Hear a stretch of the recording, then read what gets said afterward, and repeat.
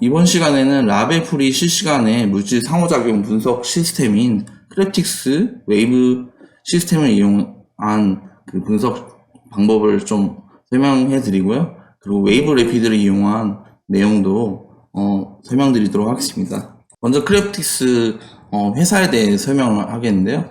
이 크랩틱스사는 2009년 스위스에서 설립되었고, 그리고 GCI 바이오 센서 등을 핵심 기술을 보유하고 있는 회사입니다. 그래서 그러한 기술력으로 이러한 물질 상호작용 분석기를 제조하였고, 금년 2022년에 말번 파나리티컬 자회사로 편입되었습니다. 그리고 모델은 이렇게 두 가지가 있는데요. 두 가지 중에 상위 모델인 4채널 모델에 웨이브 래피드가 포함되어 있는 것이 있습니다. 그리고 저희 피코리아 테크놀로지에 대해서도 간단히 설명드리겠습니다. 저희 피코리아 테크놀로지는 2000년에 설립되어서 본사가 서울에 있고 지사가 대전에 있습니다. 주로 저희는 NEB, 뉴 잉글랜드 바이오 랩스의 국내 공식 총판을 맡고 있고요. 인기 아이템 200여 가지는 상시 재고를 보유하고 있어서 당일 배송이 가능하다는 점이 큰 특징입니다. 그 외에 나노스트링을 국내 총판을 맡고 있고요. 그리고 케미닷, 그리고 나노드랍, 셀드랍, 그리고 큐피샤 사이클러 등 여러 가지 제품을 취급하고 있습니다. 그래서 저희 홈페이지를 참고해 주시면 그러면 좀 더 많은 내용을 보실 수가 있고요. 그리고 크랩틱스 제품의 경우에는 2021년, 그러니까 작년이죠. 작년에 이제 국내 공식 총판을 맡았고요. 제품을 이제 판매를 하고 있고, 이번 3월 달부터 실험 서비스를 제공하고 있습니다. 저희 홈페이지 내용입니다. 홈페이지 방문해 주시면 그럼 여러 가지 내용들을 보실 수가 있고요. 피코리아 지금 홈페이지를 좀 참고해 보시면 좋을 것 같고요. 그리고 저희 홈페이지에 조금 자세하게 지금 제품에 대한 설명도 있습니다. 이번 시간에는 제품 설명은 제가 최소화하고, 그리고 좀 더 언론적인 내용과 도움이 될 만한 그런 내용을 담기 때문에 제품 세부 내용은 이번에는 최소화해서 말씀드리고요. 자세한 내용을 알고 싶으시면 여기 홈페이지 방문하셔서 여기 브로셔, 영상 등을 보실 수가 있습니다. 참고 부탁드리고요. 홈페이지에 이제 분석 서비스에 관련된 내용도 지금 있기 때문에 참고해 부탁드립니다. 동영상도 있는데 동영상으로 보시면 좀 더 자세하게 확인 가능하십니다. 그리고 가격도 지금 표시가 되어 있고요. 그리고 유튜브 내용도 지금 이와 같이 많은 영상들로 이제 제품을 소개하는 영상이 있고요. 그리고 크랩틱스 관련된 내용도 지금 이와 같이 재생 플레이리스트가 있기 때문에 이거를 좀 참고 부탁드리겠습니다. 네, 그러면 제품 소개를 간단하게 드릴 텐데요. 제품의 용도와 원리는 이와 같습니다. 칩 위에 타겟 바이오몰레큘을 고정시켜 놓고 드러그인 검체를 흘려주었을 때 어소시에이션이 일어나게 되면 이 표면에 매스가 증가하게 되죠.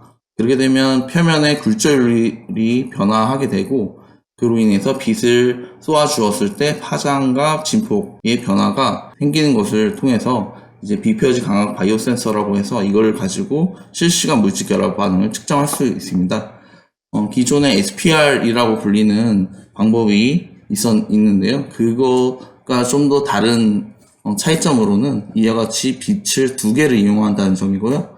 하나의 빛은 이제 넓은 구역에서 센싱을 하고, 그리고 레퍼런스 라이트와 만나서 간섭을 일으킴으로써 레퍼런싱 함으로써 하이 시그널 노 노이즈를 갖춘 그런 제품이라고 볼 수 있습니다.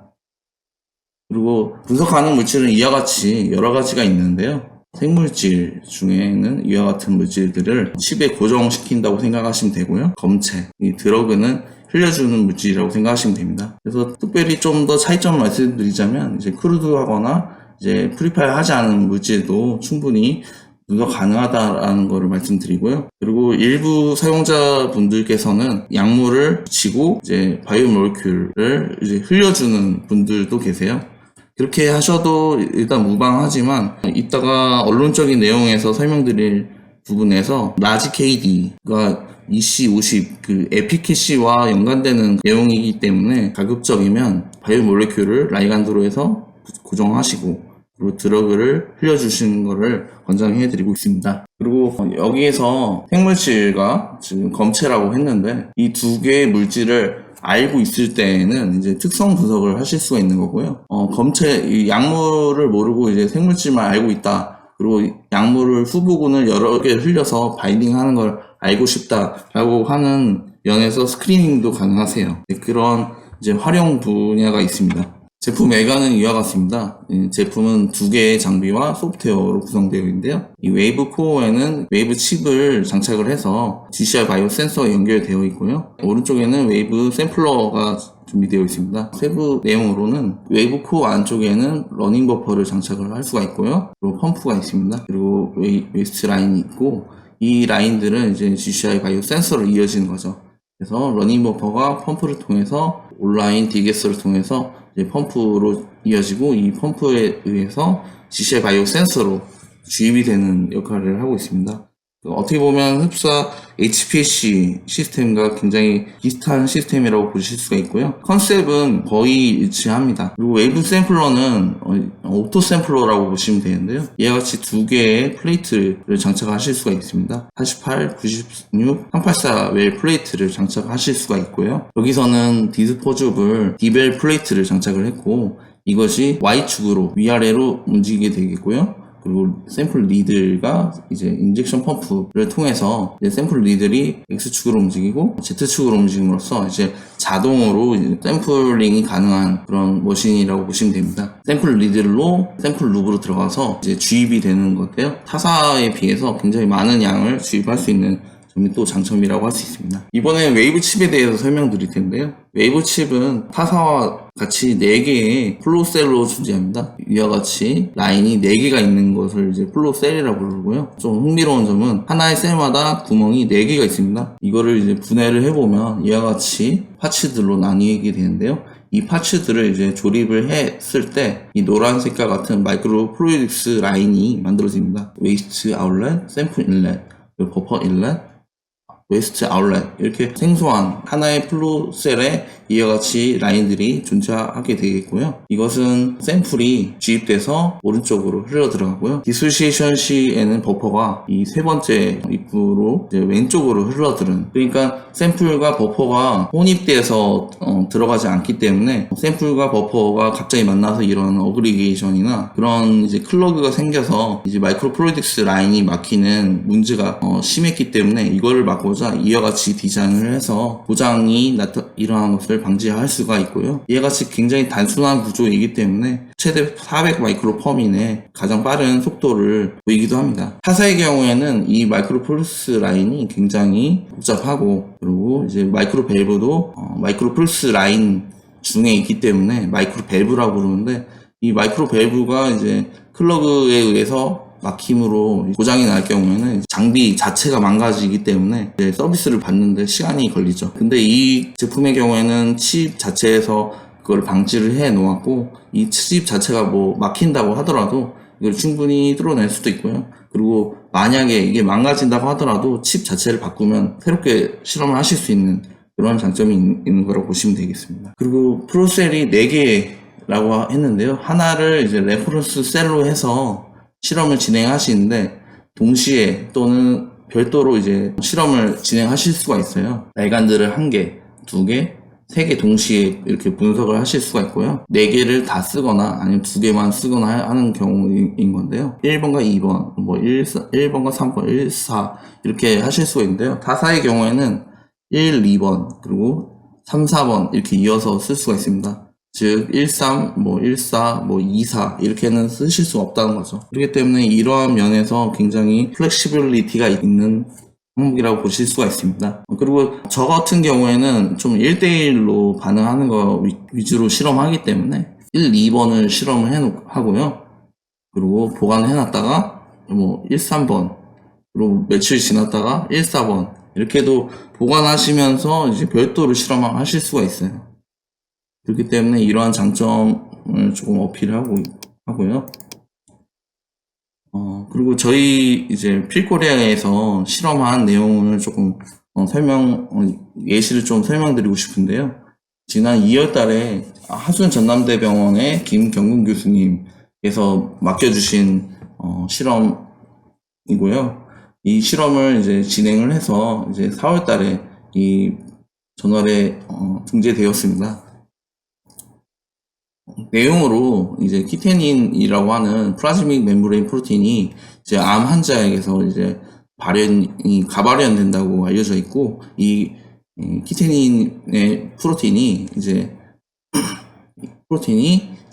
가발현돼서, 그리고 이뮤10이라고 하는 프로틴과 어소시에이션을 이루어서 이제 다이머라이제이션이 더 강화되고, 그를 통해서 호모제닉 펑션이 증가된다라는 걸 밝혀내셨고요. 그리고 KDIP라고 하는 펩타이드가 이거를 이 다이머라이제이션을 방지함으로써 이 온코제닉 펑션을 억제를 한다라는 것을 밝혀내셨습니다. 그런데 이 KDIP가 이 키테닌 프로틴과 직접적으로 반응하는지, 메커니즘 오브 액션이 진짜인지 확인할 필요성이 있다고 그렇게 추가적인 실험을 요청받게 되었고, 그래서 그 이제 내용들을 저희 쪽에서 실험을 같이 진행을 하게 되었습니다. 김경근 교수님 연구실에서 지금 키테닌 단백질을 이제 정제를 해서 저희에게 지금 같이 실험을 하고자 보내주셨는데요. 그 경우에는 이제 임퓨리티가 높거나 퀀티티가 낮은 경우에 해당되는 경우였기 때문에, 이런 경우에서는 이제 아민 커플링이라는 방법을 사용할 수가 없습니다. 그렇기 때문에 이거를 캡처하는 방식으로 진행하여야 했는데, 캡처에 필요한 어떠한 태그가 없었습니다. 그렇기 때문에 또 다른 방법을 사용했는데요.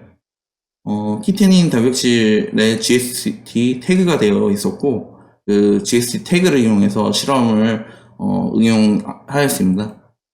먼저 GST 안티바디를 이와 같이 1, 2, 3, 4번에 아민 커플링으로 붙여주었고요. DSA를 붙여줘서 이제 블로킹을 진행하였습니다. 그리고 라이간드를 이제 캡처를 하였는데요. 1번과 2번을 이제 레퍼런스로 해서 이제 아무것도 붙이지 않는 1번을 레퍼런스 1로 하였고, 2번에는 GST 어로운 단백질, 그러니까 GST 자체에도 어떠한 영향이 있을 거라고 지금 판단할 수가 있기 때문에 그 악유를 없애기 위해서 GST 어로운 단백질을 붙였고요. 3번에는 GST 키테닌을 붙여주었습니다. 그리고 4번에는 GST CTD, 그러니까 키테닌의 C터미널 도메인에 해당되는 부분을 붙여주게 된 것입니다. 그래서 KDIP를 흘려주어서 이제 어피니티를 수정하였는데요. KDIP를 동시에 1, 2, 3, 4번에 흘려주었고, 1번과 2번을 분석을 해서 GST 어론에는 바인딩하지 않는다는 것을 확인하였고요. 그리고 3번의 경우에 이제 2번을 레퍼런스로 해서 본 결과 이제 바인딩 된다는 것을 확인하였고, 그리고 CTD에도 바인딩 한다는 것을 통해서 지금 기존의 김경근 교수님 연구실에서 지금 진행한 내용이 전부 다 맞았다라는 것을 컨펌하는 그런 실험을 진행하였습니다. 이와 같은 조금 내용을 조금 예시로 한번 보여드리고자 설명한 거고요. 그래서 기기의 성능과 그리고 실험 서비스가 이렇게 진행된다는 것을 지금 보여드리려고 수행 예시를 보여드리게 되었습니다. 네. 그리고 두 번째부터는 이제 언론적인 내용을 좀 설명드리고자 합니다. 그래서 제품 설명은 이 웨이브 레피드에서 한 번 더 나오겠지만, 최대한 지금 언론적인 내용을 설명드리기 위해서 지금 노력하고요. 어피니티 스터디는 이제 카이넥스라고도 부릅니다. 이거는 이제 멀티 사이클 카이넥스라고 하고요. 그리고 아날라이트의 도즈별로 여러 번 실험을 해서, 그래서 결론적으로 이제 글로벌 피팅을 하고 이제 방정식을 풀어냄으로써 이 4개의 이제 파라미터를 얻는 것이 목적이 되겠습니다.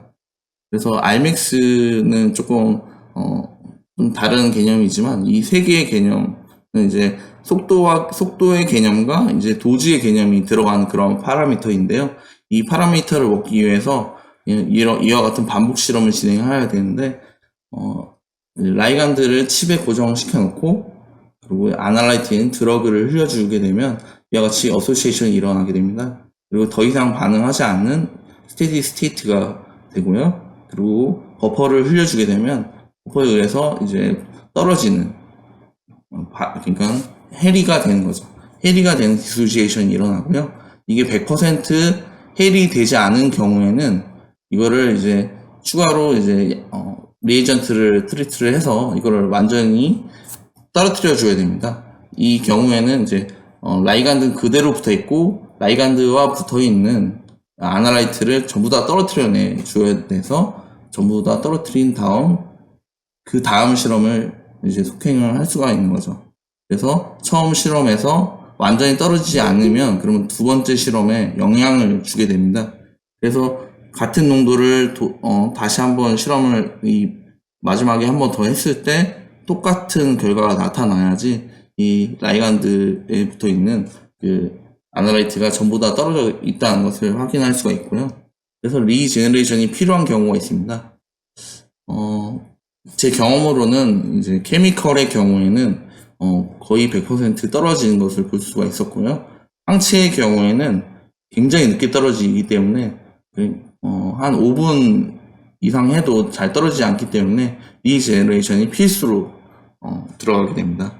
그래서 항체 의약품 연구하시는 분들은 이 단계 모두 중요하겠지만 이 리제너레이션 단계가 가장 중요하다고 할 수가 있습니다. 그래서 이와 같은 반복 실험을 통해서 그것도 이제 한 960초가 되겠는데요. 이와 같은 굉장히 긴 시간을 통해서 이 키네틱 데이터 셋을 얻게 되는데요. 이 파라미터에 대해서 설명드리겠습니다. 이 Rmax는 최대 결합 반응량이라고 합니다. 그러니까 최대로 결합할 수 있는 100% 양이 되는 거죠. 그렇기 때문에 세츄레이션 됐을 때 Y축 값을 의미하는 것이고요. 이거는 이제 라이간드 액티비티를 의미하는 것입니다. 그러니까 라이간드를 이제 고정시킬 때 라이간드가 그 리에이전트에 의해서 어그리게이션 되거나 아니면 디네이처 될 수가 있습니다. 그 경우에는 이제 아날라이트와 만나도 이제 반응을 하지 않고 그냥 플로스로 돼버리는 경향이 나타날 수가 있는데요. 그렇기 때문에 보통 이 실험을 진행하시면 50%의 라이간드 액티비티가 나타납니다. 그리고 아민 커플링을 진행하시는 경우에는 이게 더 떨어질 수가 있는데요. 왜 그런 거냐면 이제 넌 스페시픽한 것들이 이제 코발런트 본딩을 붙고 그리고 이제 방향성이 이제 정해져 있지 않기 때문에 그러니까 바인딩하는 부분이 바닥에 이렇게 꽂혀버리는 경우 이제 바인딩을 할 수가 없죠. 그렇기 때문에 지금 한 50% 이하로 떨어지는 것이고요. 그리고 그거를 이제 50%가 거의 기본으로 일어나는데, 근데 제가, 많이 떨어지는 경우에는 3%까지 떨어지는 경우도 봤습니다. 그렇기 때문에 한 10% 미만으로 떨어지는 경우에는 이제, 라이간드를 이제 고정하는 방법을, 다른 방법으로 바꾸어서 실험을 진행을 하는 게 좋다고, 여러 가지 문헌들에 나와 있고요. 그래서 처음에는 아민 커플링으로 진행하시고 그 이후에 잘 안 되실 경우에는 이제 캡처 방식으로 바꾸어서 이렇게 실험을 하셔야 됩니다. 그래서 Rmax는 라이간드 액티비티라고 말씀드리고요. 그리고 추가로 더 설명드리고 싶은 거는 이 Y축은 어떻게 보면 어떠한 절대적인 값이 아닙니다. 라이간드를 얼마나 붙였느냐에 따라서 결정이 되는 거고요. 그 라이간드를 많이 붙이건 적게 붙이건 정확한 값이 이제 나온다고 하면 이 두 개는 속도 상수이고 이거는 캐블레이션 이퀄리브리움 됐을 때 아날라이트 농도가 되는 거기 때문에 Y 값은 결과와 전혀 관계가 없고 100% 세츄레이션 됐을 때 Rmax가 라이간드 액티비티 의미한다 라는 것만 알고 계시면 될 것 같습니다. 그리고 지금 이 제품에서는 서페이스 매스 피코그램 퍼 제곱밀리미터라는 단위를 쓰고 있는데요.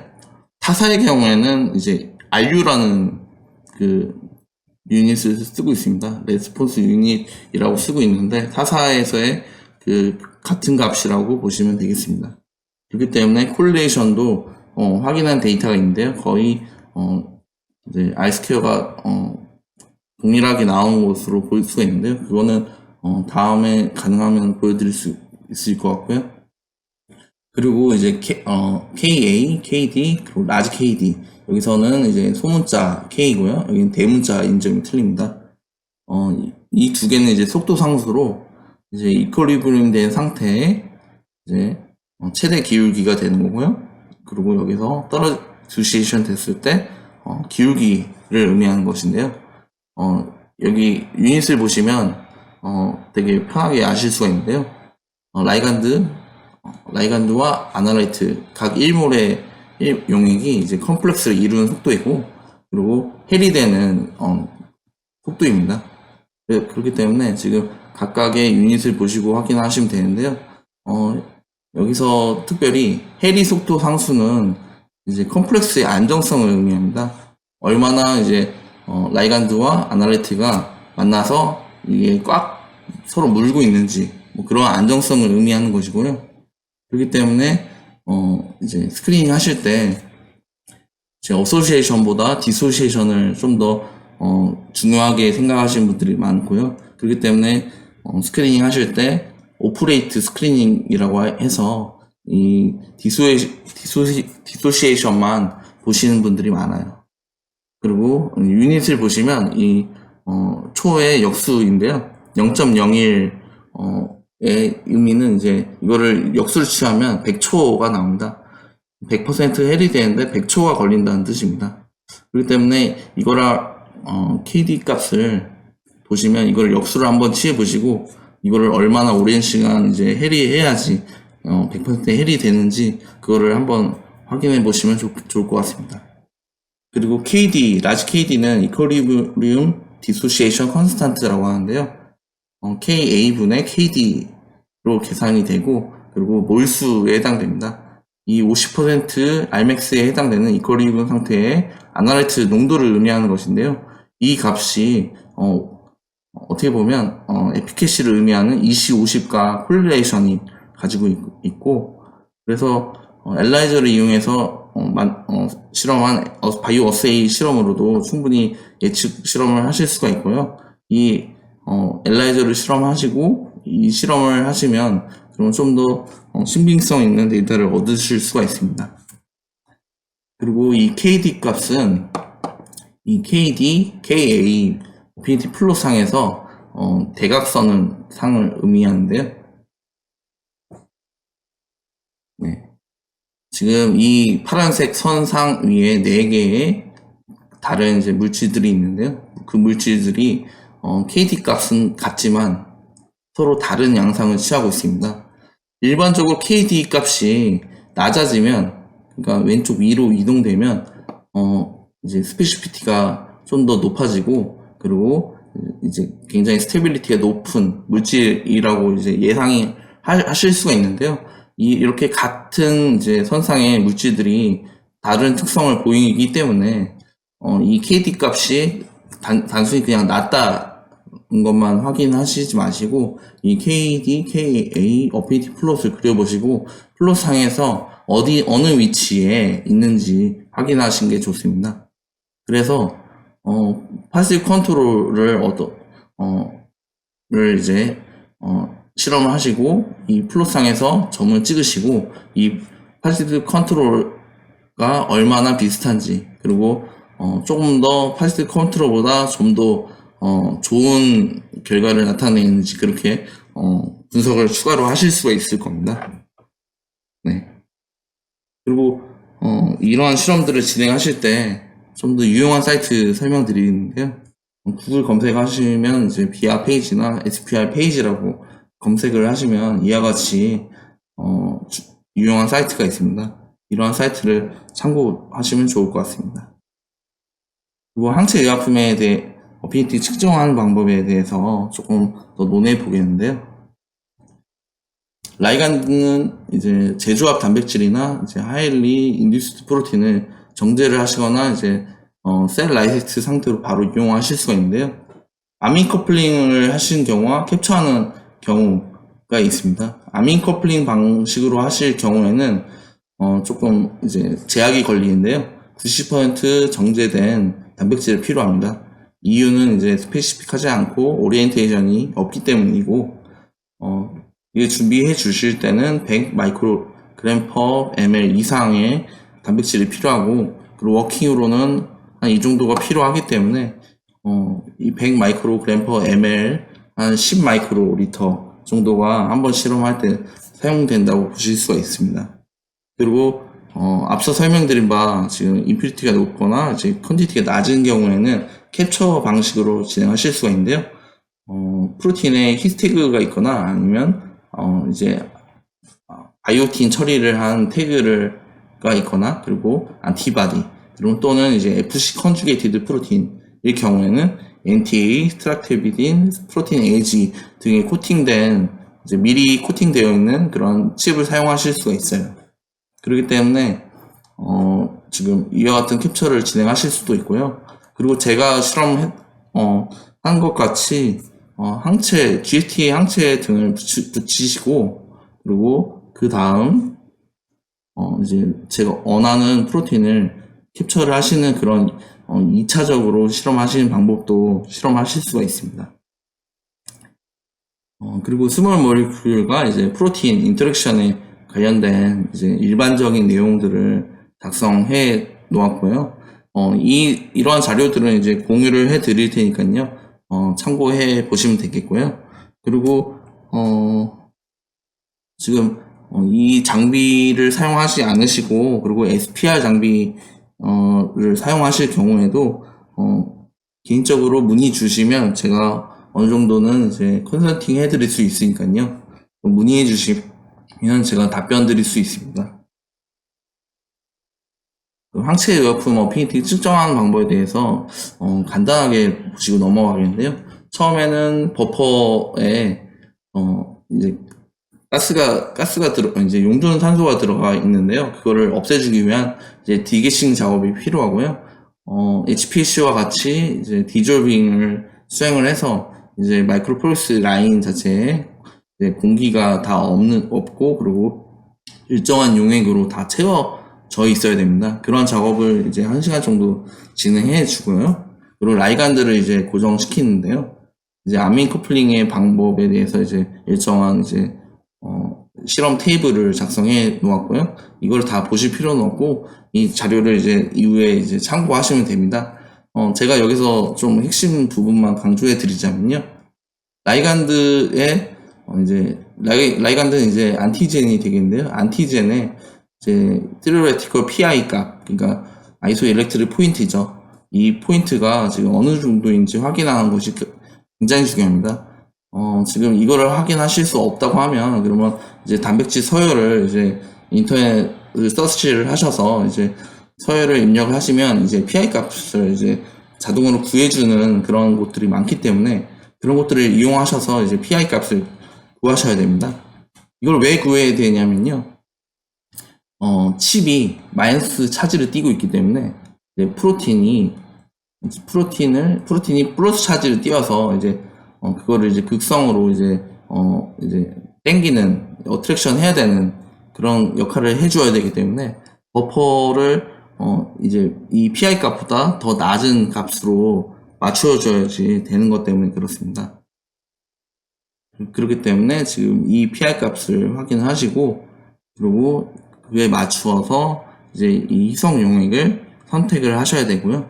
이 희석 용액이 너무 낮거나 이제 5.6보다 높은 경우를 사용하실 경우에는 그러면 이제 라이간드 이모빌라이제이션이 좀 덜 일어나는 아니면 시간이 더 오래 걸리는 그런 경향성을 보이기 때문에 가장 적절하게 바인딩 될 수 있도록 세팅을 하셔야 됩니다. 이런 경우는 이제 30분 정도가 소요가 되고요. 그리고 이제 항체 의약품의 어필 특정하기 위해서 이제 카이넥스 사이클을 수행하는데요. 여기서 아나라이트는 이제 희석 용액으로 이제 6개의 포인트를 2세트를 만들어서 실험을 하시면 되는데, 제가 여기서는 예시로 500 나노몰부터 한다고 써놨는데요. 일반적으로 한 이 정도에서 시작을 하고, 그리고 스탁으로는 10 마이크로몰 이상 20 마이크로리터 정도가 필요합니다. 그래서 이거를 가지고 이렇게 희석을 하시면 되고요. 그리고 리제네레이션 버퍼의 경우에는 라이간드의 특성에 따라 좀 틀리겠지만 일반적으로 글라이신 HCl 용액 pH 1.5 또는 2.0을 많이 사용하고 있습니다. 이와 같은 용액들을 이제 준비를 해서 플레이트에 올려놓고 이제 프로그램을 세팅을 해서 이제 자동으로 이제 구동을 하면 되는데, 근데 어소시에이션, 디소시에이션, 리제너레이션 단계를 거치게 되겠습니다. 이 단계에서 중요한 내용은 이제 시간인 건데요. 시간이 굉장히 오래 걸리죠. 200초, 300초입니다. 왜 그런 거냐면 이 스테디 스테이트를 확인을 할 경우 실험의 정확성이 굉장히 높아집니다. 그렇기 때문에 이거를 끝까지 올려서 이제 완전히 세츄레이션 되는 거를 보고, 그리고 디스웨이션은 이제 5% 이상 떨어져야 되는 걸 확인을 해야 되기 때문에 300초 정도가 소요가 됩니다. 그렇기 때문에 어떤 한 농도를 다 돌리지 마시고 한 농도만 피킹해서 한번 이렇게 돌려보시면, 그러면 200초 동안에 한 120초만 하면 되겠다라고 이렇게 끊으시면 되고요. 그리고 300초 중에 한 120초만 하면 되겠다라고 이렇게 한번 끊어 주시고, 그리고 다시 세팅한 다음에 돌리시면 되겠습니다. 그래서 이와 같은 이제 최대 값으로 실험하실 될 경우에는 5시간 정도 실험을 되기 때문에 굉장히 오래 걸리죠. 그렇기 때문에 이거를 최소화해서 실험하시는 게 중요하고요. 그리고 케미컬의 경우에는 60초 이렇게 짧게 돌려도 되기 때문에 1시간 반 정도 수행하는 것으로 알고 있습니다. 그리고 마지막으로 이제 웨이브 래피드에 대한 내용을 설명드리고요. 그리고 소프트웨어를 좀 더 보여드리면서 어떻게 이제 장비가 구동되는지 또 보여드리려고 합니다. 앞서 설명드린 대로 이와 같이 여러 가지 농도를 이제 반복 실험을 해서 그래서 실험을 해야 되고, 그렇기 때문에 시간이 굉장히 오래 걸리고요. 그리고 일부는 이제 리제너레이션도 수행해야 되는 그런 점이 이제 기존 이러한 방법이라고 설명을 드렸는데요. 그리고 스크리닝 할 때도 지금 이와 같이 많이 실험을 해야 되기 때문에 스크리닝 할 때 이 하나만을 선택을 해서 이와 같이 많은 물질들을 이제 바인딩을 보고, 그리고 그 중에서 이제 어떠한 어느 지점을 골라서, 그래서 파이스 컨트롤과 네거티브 컨트롤 사이에 이제 캔디데이트가 어떠한 지금 값을 갖는지 확인하는 그러한 스크리닝 단계를 지금 보여주고 있는 건데요. SPR 스크리닝이라고 하는데, 이 싱글 컨센트레이션 아나리시스를 진행하고, 그리고 이거를 농도를 계속 낮춰가면서 캔디데이트를 줄여나가고, 최종적으로 이제 앞서 설명드린 도즈 디펜던트한 그런 이제 아나리시스를 진행을 하시게 되는데요. 이와 같은 경우는 이제 이 논문에서는 인실리코 스크리닝을 통해서 캔디데이트를 많이 줄여놓은 상태에서 실험을 하신 거고요. SPR로 실험하실 경우 처음부터 많은 캔디데이트에 대해서 실험을 하시고 반복 실험을 4번 이상 실험을 하셔야 되기 때문에 거의 한 달 정도 소요되는 경우가 많습니다. 그렇기 때문에 이러한 점 때문에 라이간드도 많이 소모가 되고, 그리고 라이간드가 이제 스테빌리티가 굉장히 떨어지는 경우에는 좀 더 이제 스크리닝 하시는데 어려움 겪죠. 그렇기 때문에 해당 이 제품으로도 이제 오퍼레이트 스크리닝이라고 실험이 가능한데, 이 방법은 이제 추천해드리지 않고요. 웨이브 래피드 방법을 추천해드리고 있습니다. 웨이브 래피드는 리피티드 아나라이트 퍼스트 오브 인크레이션 듀레이션이라고 해서 가장 높은 농도 하나만 이제 준비를 해서 플레이트 위에 올려놓으면 그거를 이제 전부 다 빨아들인 다음에 한 사이클 내에서 펄스를 조정을 해서 뱉어내는 그런 방식이 되겠습니다. 이와 같이 한 가지 이제 바인딩 KD 값을 이제 그 레인지가 있고요. 그 레인지 상에서 이 프리셋을 선택을 하고 이렇게 돌리시면 첫 번째, 두 번째, 세 번째, 네 번째, 다섯 번째, 여섯 번째에 이제 펄스 시간이 조정이 되죠. 그러면 이제 그에 맞게 이제 제가 계산을 해 놓았는데 펄스마다 이제 들어가는 양이 틀려지게 되는 것입니다. 그렇기 때문에 어소시에이션은 어소시에이션 시 6번 정도의 도즈를 한 번에 테스트를 하고 디소시에이션은 한 번만 테스트를 하는 그러한 이제 개념의 방법이 되는 거고요. 타사의 경우에는 이 방법을 싱글 사이클 카닉스라고 부릅니다. 이 방법은 이제 멀티 사이클 카닉스에 비해서 한 20년 정도 뒤에 나온 신기술인데요. 타사의 기술도 있지만 이 웨이브 레피드 방법은 좀 틀린 게 이제 싱글 사이클 카닉스는 6개의 도즈를 준비를 해놓고 그거를 순차적으로 이제 빨아들인 뒤 이제 인젝션 하는 그런 방법이 되겠는데 이 웨이브 레피드 방법은 하나의 도즈만 준비를 해서 그거를 펄스로 이제 인젝션 하는 그런 방법이라고 차이점을 말씀드릴 수가 있겠습니다. 그렇기 때문에 굉장히 빠른 방법이라고 말씀드리고요. 그리고 멀티 스텝을 사용하지 않고 리제너레이션도 필요가 없습니다. 그래서 1번 캔디데이트를 하고 2번 캔디데이트를 하는 그 순간에만 리제너레이션을 하시면 되는 거죠. 그와 같이 이제 이 내용도 이제 이후에 좀 보여드릴 텐데요. 이 방법의 정말 장점인 거는 한 개 샘플당 한 개의 농도만 준비하면 되기 때문에 앞서 설명드린 오퍼레이트 스크리닝을 하실 필요가 없고요. 그리고 이제 최종적으로 얻을 수 있는 KD, KA, 어피니티 플롯을 한 번에 그릴 수 있다는 점이 장점이 되겠습니다. 이 캔디데이트를 많이 제거한 상태에서 이 어피니티 플롯을 그린 것보다는 이제 캔디데이트가 많은 상태에서 이제 이 어피니티 플롯을 그리고 컨트롤에 비해서 내 캔디데이트가 어느 이제 캔디데이트가 가장 우수하다는 것을 밝힐 수가 있는 거죠. 그에 대한 예시로 한 가지만 설명드리자면요. SMID3라고 하는 물질은 이제 셀비티가 굉장히 낮아서 2, 3일 만에 이제 디그레이션 되는 그런 물질인데 이 SMI3에 바인딩하는 물질을 이제 스크리닝 해내기 위해서 웨이브 레피드 방법을 사용한 것이고 이와 같이 웨이브 레피드 방법으로 스크리닝 하였고 결론적으로는 이제 이틀 만에 1000여 개의 컴파운드에 대해서 스크리닝을 해서 이제 22여 가지 이제 캔디데이트를 스크리닝 해냈고 결론적으로는 엑스레이 크레스토라그래피를 통해서 컨펌을 했다는 그런 예시를 보여드립니다. 그래서 여기까지 웨이브 레피드에 대한 내용이었고요. 여기까지 제 설명이었습니다. 그리고 이어서 실험에 대한 내용을 조금 보여드리려고 합니다. 이게 작게 보일 텐데요. 돋보기를 좀 써가지고 크게 보여드리도록 하겠습니다. 네.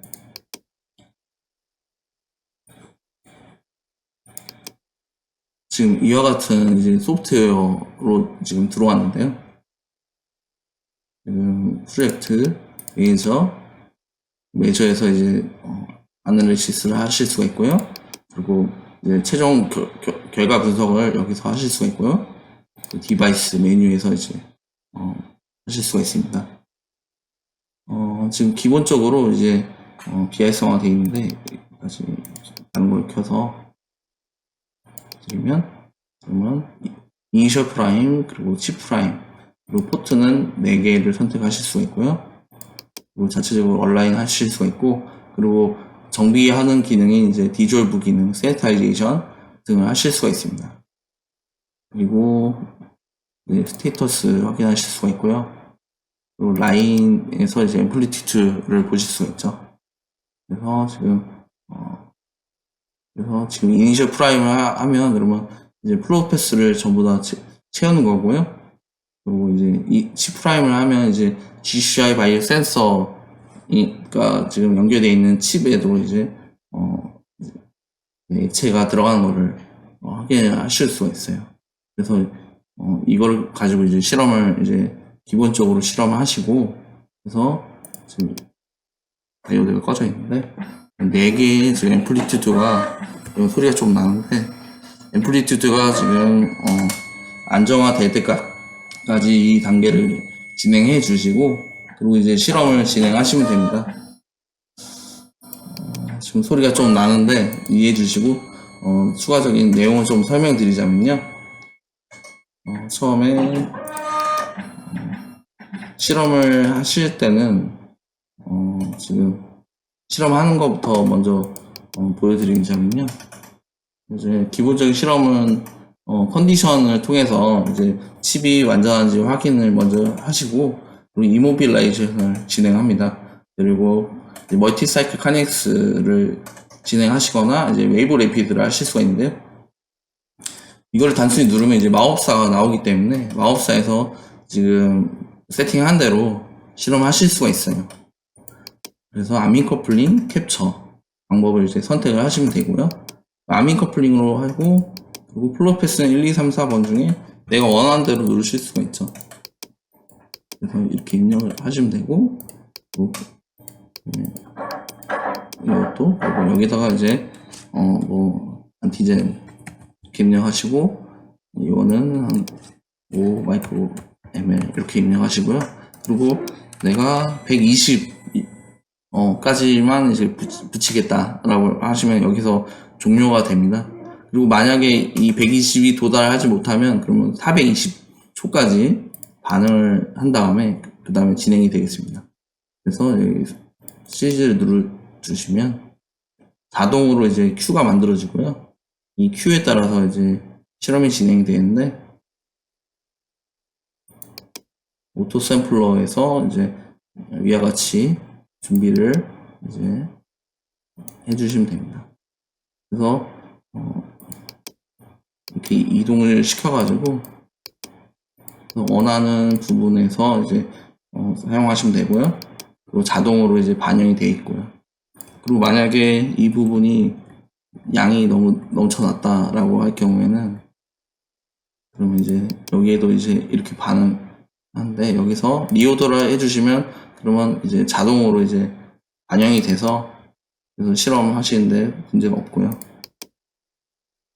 이거 같은 경우는 이렇게 해주시면 그러면 되겠습니다.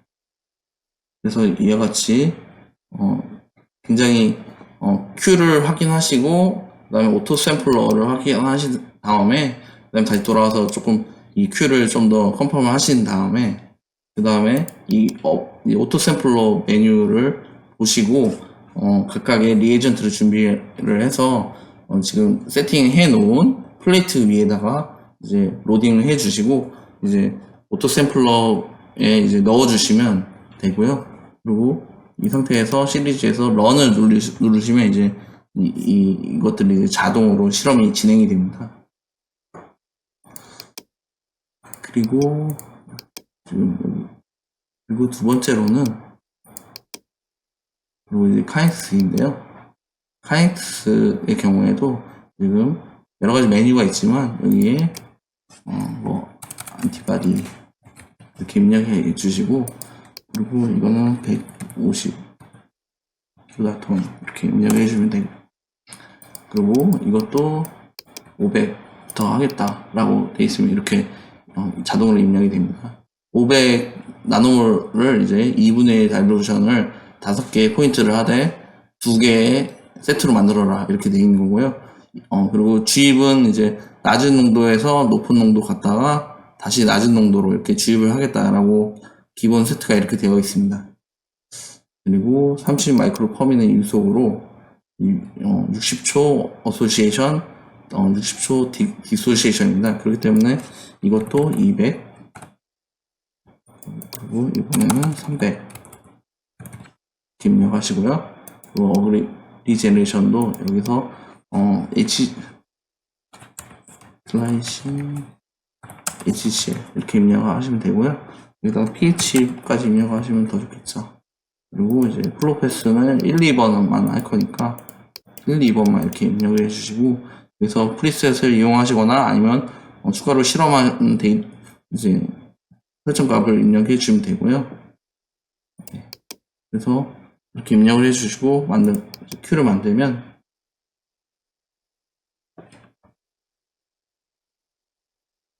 자동으로 이와 같이 입력이 됩니다.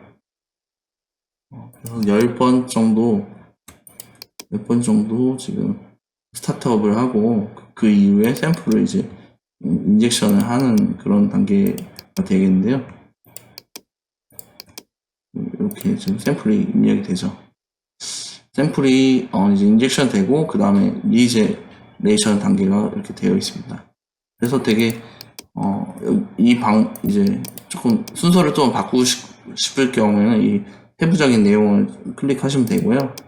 플로우 패스도 지금 이쪽에는 기본으로 4개가 다 되어 있는데 이렇게 지우시고 여기서 필다운 누르시면 이제 1, 2번으로 고정이 되는 거죠. 그러면 1, 2번에서만 실험을 진행하시는 겁니다. 그리고 웨이브 래피드의 경우도 한번 보여드리는데요. 웨이브 래피드는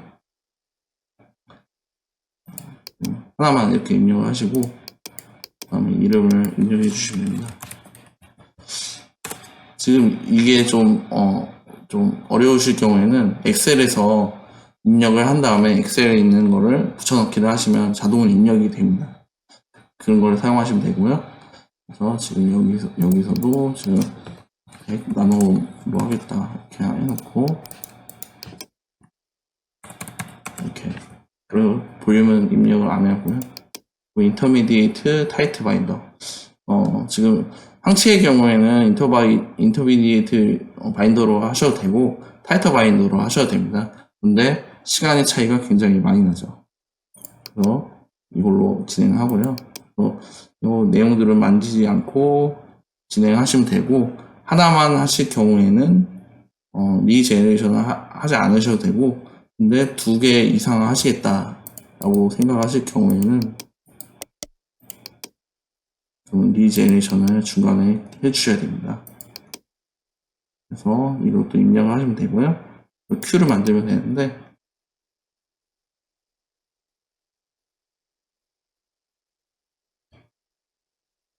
이와 같이 나타나게 됩니다. 여기서는 지금 스타트업 단계가 좀 길어서 지금 2시간 정도로 입력이 되는데요. 스타트업 단계를 좀 빼고 비교를 하면 좋을 것 같아요.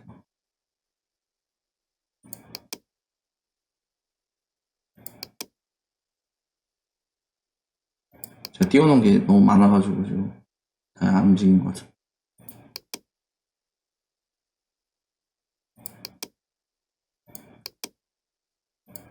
스타트업을 빼고 여기 보시면 이게 바로 이제 적용이 안 되는 것 같은데 지금 멀티 사이클은 4시간이고 이거는 1시간 정도가 소요가 되죠. 그리고 이거는 심지어 2번 실험하는 거고요. 여기서부터 일단은 시간 차이가 굉장히 많이 난다는 것을 좀 말씀을 드리고요. 이와 같이 이것도 이렇게 여기서 세팅을 하시고 여기서 이제 세팅한 대로 준비를 해서 이제 플레이트에 올려놓으시고 이제 자동으로 실험을 하시면 됩니다. 그래서 이렇게 실험을 하시면 그러면 이제 결과가 나올 텐데요. 결과도 지금 보여드립니다. 웨이브 래피드 먼저 보여드리면요. 지금 컴퓨터가 좀 많이 느려졌는데요.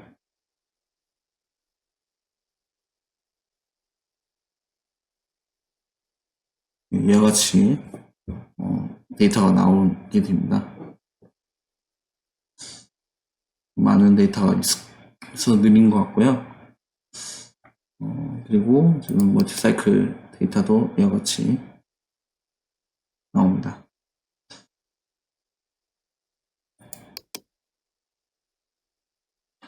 그래서 지금 보여드릴 수 있는 거는 지금 이 데이터는 이제 본사에서 이제 카보닉 엔하이드레이즈에 대해서 이제 프로마이드라고 하는 케미컬이 바인딩 되는 걸 보여드린 거고요. 그리고 이제 라이간드의 용량에 따라서 실험을 한 건데 1.5, 2.5, 50 이렇게 라이간드를 붙인 양이 틀려도 이제 각각의 라지 KD 값이 거의 비슷하다라는 것을 보실 수가 있듯이 이 양이 많이 붙이건 적게 붙이건 실험 데이터가 일정하게 나온다는 걸 말씀드리고요. 그리고 컴퓨터가 많이 느린데 이와 같이 KD, KA 플롯상에서 이와 같이 점이 찍히고요. 그리고 지금 웨이브 래피드 실험 결과도 거의 같은 부분에 나타났기 때문에 이 두 개의 실외성은 거의 비슷하다라고 보실 수가 있는 거고요. 그리고 그에 반해서 이제 웨이브 래피드는 짧은 시간 내에 더 많은 데이터를 생산해낼 수 있다는 점이 좀 차이점이 되겠습니다. 네. 그래서 지금 이와 같이 보여드리고요. 또 하나는 제가 이제 실험한 데이터인데요. 제가 1월 달에 실험한 데이터인데 항체에 대한 데이터입니다. 항체에 대한 데이터이고요. 여기서 조금 아쉽긴 하지만 어소시에이션을 너무 조금 해서 그래서 스테디 스테이트까지 많은 시간 투자해서 실험을 하지 않았고요. 그리고 디소시에이션도 지금 제가 봤을 때는 5% 이상 이제 디소시에이션 해야 되는데 시간을 아끼느라고 더 조금 하느라고 조금 아쉬운 데이터이긴 하지만 그래도 일반적인 데이터를 얻을 수가 있었고요. 그리고 웨이브 래피드도 지금 이와 같이 실험을 한 결과를 볼 수가 있습니다. 그래서 2.8 나노몰 그리고 여기서는 6 나노몰 정도로 지금 한 3배 정도 차이가 나는데 일반적으로 10배 이하로는 거의 비슷한 물질로 확인할 수가 있고요. 그리고 네 그렇습니다. 그래서 거의 비슷한 결과를 얻었다고 지금 볼 수가 있고요. 그리고 이 실험은 이제 안티젠을 이제 고정을 하고 항체를 흘려준 결과인데 이게 한 50% 정도의 라이간드 액티비티를 보이고 있고요. 이거를 반대로 실험을 제가 또 해봤는데 그 경우에는 항체를 이제 칩에 고정시켜 놓고 이제 항원을 흘려주는 건데 항체가 리제네레이션 단계를 통해서 계속 애시딕한 글라이신에 닿기 때문에 이것 또한 이제 문제를 겪었습니다. 그래서 한 라이간드 액티비티가 3% 정도로 나타났기 때문에 이거를 좀 유의하시고 안티젠과 안티바디 중에서 어떤 거를 이제 고정시킬지 생각해 보시면 좋을 것 같습니다. 네. 제 웨비나 설명은 여기까지였고요. 제가 근 1시간 정도 발표를 했네요. 다시 웨비나 페이지를 스트리면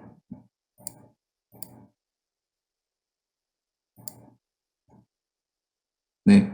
여기까지 제가 발표를 진행하였고요.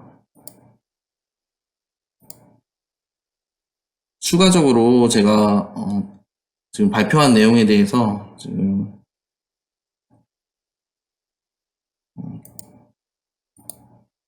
자료들은 전부 다 공유를 해드릴 것이고요. 그리고 질문이나 이런 거 있으실 경우에 제가 보내드린 메일로 좀 질문해 주시면 제가 질문 답변도 해드리고요. 그리고 해당 기기를 사용하지 않으시더라도 이 실험하실 때 겪으시는 문제가 있다고 하시면 그러면 제가 설명도 해드릴 수 있으니까요. 좀 주시면 제가 설명드리겠습니다. 여기까지였고요. 그럼 이번 시간 참여해 주셔서 감사합니다. 고맙습니다.